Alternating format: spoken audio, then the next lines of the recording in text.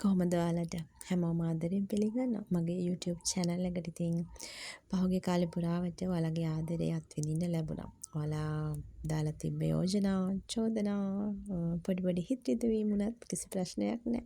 ඉතින් හරිම ආදරෙන් බාර ගන්නවා මේ හැම දෙයක්ම. මොකද අපි ගමනක් යද්දී අපි මේ දේවල් බලාපොරොත්තු වෙන්න ඕනේ නේද අනිවාර්යෙන්. කිසි ප්‍රශ්නයක් නැහැ. ඔයාලට පුළුවන් ඔයාලගේ අදහස් බෙදා හරින්න. හරි මෙතන ඔයාලට ඒ සඳහා සම්පූර්ණ ඉඩ වෙන් කරලා තියෙනවා. කරන දේ හරිම පිරිසිදුව කරන්න, හරි පැහැදිලි හිතකින් නිවැරදි මනසකින් දකින්න. මොකද හැමෝටම මෙතන යම් මඟ පෙන්වීමක් කරනවා. ඒක මං කරන දෙයකටත් වැඩිය මට ලැබෙන පණිවිඩ ඔස්සේ දෙවියන්ගේ ආශිර්වාද මං ඔයාලට ලබා දෙනවා හා සමානයි. ඒ දෙවියන්ගේ මඟ පෙන්වීම. මම අතරමැදියෙක් පමණමයි. හොඳද? හරි. අපි බලමු. හෙට දවස් වෙනුවෙන් මං තෝරගත්ත ටැරෝ කාඩ්පත් කියවීම. හරිද? වෙනුවෙන් ගත්ත මෙන්න මේ කාඩ් එක. හරි. මේක ජජ්මන්ට් එකක්. හරිද? මේ කාඩ් එක. මෙතනදී අපිට හෙට දවස වෙනුවෙන් ඔන්න ඉෂ්ට දේවතා ඔබ අදහන මොන ධර්මයක් වුණත් ඔබ විසින් පවත්වාගෙන යම් ප්‍රතිපත්ති මාලාවක්. ඒක යහපත් නම්. හරි? ඒක යහපත් නම් තව කෙනෙකුගේ හිත නොරිදෙනවා නම් ඒක නොරිදෙන්න ඕනේ තව යහපත් කෙනෙක්ගේ. හරිද? එතකොට මෙන්න මේ වගේ යම්කිසි දෙයක් හෙට දවසේ ඔයාලට යම් ලැබෙන්න තිබ්බ තීන්දුවක්. ඒක ඔබ විසින් බලාපොරොත්තු නොවුන දෙයක්. හැබැයි ඔබ පහුගිය කාලේ පුරාවට මෙන්න මේ දේ වෙනුවෙන් පෙරම් පිරුවා කියලා අපි කියන්නේ. සෑහෙන කාලයක් ඔබ බලාගෙන වුණා. ඔබ මේ වෙනුවෙන් සෑහෙන කාලයක් ඔබේ ධනය, කාලය, ශ්‍රමය කැප කළා. හැබැයි මෑතකදී ඔබ ඒ සම්බන්ධයෙන් මතක් කළාද කියන එක ගැන නම් ගැටලුව. මොකද ඔබ මේක අත්හැර දාන්න තිබ්බ දෙයක්. ඒ වුණාට ඔබේ හිත පත්ලේ මෙන්න මේ සම්බන්ධ යම් වේදනාවක් සැඟවී තිබෙනවා. හෙට ඔබේ මේ වේදනාවට ඔන්න පිළිතුරු ලැබෙනවා. ඔබේ ජීවිතයේ ඔබ යම් දෙයක් වෙනුවෙන් යම්කිසි ප්‍රතිකාරයක් බලාපොරොත්තු වෙමින් සිටියද?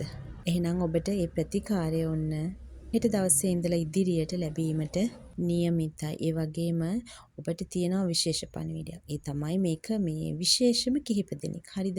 ඔබ මේ ඒකට මම කියන්නම් දැවෙන ප්‍රශ්නයක් මේක. ඒ කියන්නේ ඔබට ඒ ප්‍රශ්نين ගැලවෙන්න ඔබ නිකන් අර ඔළුව ගිනිගත්ත කෙනෙක් කියන්නේ අපි. ඒ කියන්නේ ඒක ලොකු ප්‍රශ්නයක් ඔබට. සාමාන්‍ය කෙනෙක්ට වඩා ඒක ඔබට දැනෙන ප්‍රමාණය වැඩි, වේදනාව වැඩි. ප්‍රශ්නෙට පිළිතුරක් තියෙනවද කියන එක ගැනත් ඔබට සැකයක් තියෙනවා. ඔබ ඒ තරම් දැඩි වේදනාවක් තිබ්බ ලොකු මානසික වියවුලක් හදාගෙන තිබ්බේ ප්‍රශ්නේ හින්දා. ඔන්න ඔබේ දැඩි මානසික වියවුලටත් හෙට පිළිතුරු ලැබෙන මූලික අඩිතාලම වැටෙනවා. ඔබ අවධානය යොමු කරලා බලන්න. ඔබේ ඇතුළාන්තයට ඇහුම්කන් දෙන සමහර විට මේ ප්‍රශ්නේ මේ මොහොතේත් ඔබට ඇති වෙන්න පුළුවන්. හරිද?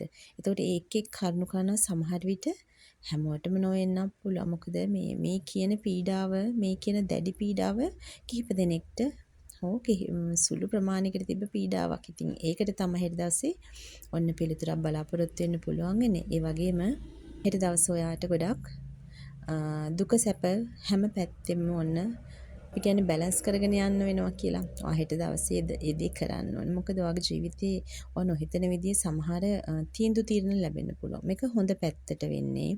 හැබැයි මේක පිරිසකට හොඳ වෙදි සමහරට ඔබට නරකක් කරන්න හිතපු අයට ඒ අයට ලැබෙන්න ඕනේ තීරණය ලැබෙනවා විය හැකි. මේක ගොඩාක් දුරට ඔබගේ යම් යම් අතීත කර්මයන් එක ගැළපීලා ඔබට ඒ කර්මය ඔබට ඔබේ පැත්තට සාධාරණයක් ඉෂ්ට කරනවා වෙන්න පුළුවන්.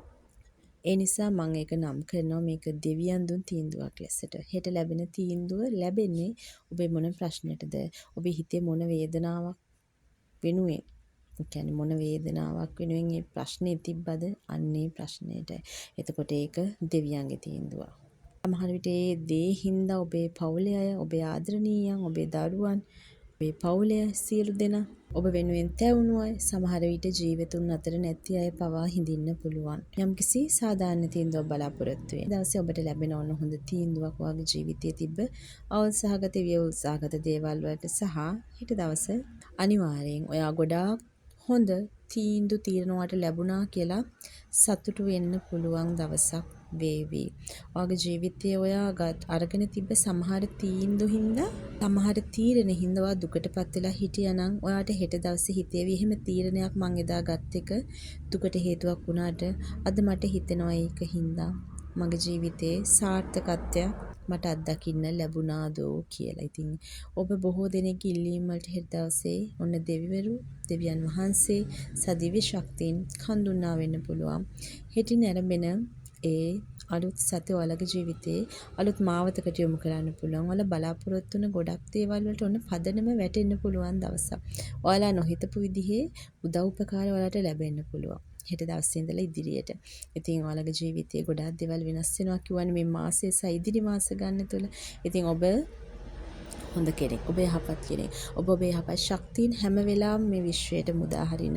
ඔබ තුල තියෙන යහපත් ගතිගුණ ගැන ඔබ හැම වෙලාවෙම මතක් කරගන්න. දෙක තියාගන්න. දෙවියන්ට, දිව්‍ය ශක්තියින්ට, දෙවියන් වහන්සේට අවශ්‍ය අපේ යහපත් දේ පමණමයි. මොකද දෙවියන් අපිව දෙවියන්ගේ ආදරණීය බැතිමතුන් ලෙස සලකන්නේ අන්න ඒ ආදරණීය ගතිගුණ නිසා වෙන්නමයි. ඔබට මේ දෙවියන්ගේ පණිවිඩ ලැබෙන්නේත් ඔබ ඒ දෙවියන් වහන්සේ තුල උන්වහන්සේ කෙරෙහි ඇති භක්තිය, උන්වහන්සේලා කෙරෙහි ඇති අසීමිත ගෞරවය, භක්තිය, ආදරය නිසාමයි. ඉතින් හෙට මේ වගේ දවසක් ඉතින් සූදානම් වෙන ජීවිතේ මොන විදිහේ අභියෝග ආවත් ඉතින් ප්‍රශ්න වලට වඩා ඒක අභියෝග කියන එක මාර වටිනවා. ජීවිතේ හැම දවසක්ම අභියෝගයක්නේ. හෙට එළඹෙන අභියෝගات එක්ක වගේ ජීවිතේ ජය ගන්නවලට සියලු ශක්තිය ධෛර්යය ලැබේවා. සියලු වාසනාව, සියලු දෙවි දේවතා ආශිර්වාද රැකවරණය ලැබේවා. ඉතින් ජීවිතේ ජයෙන් ජයම වේවා.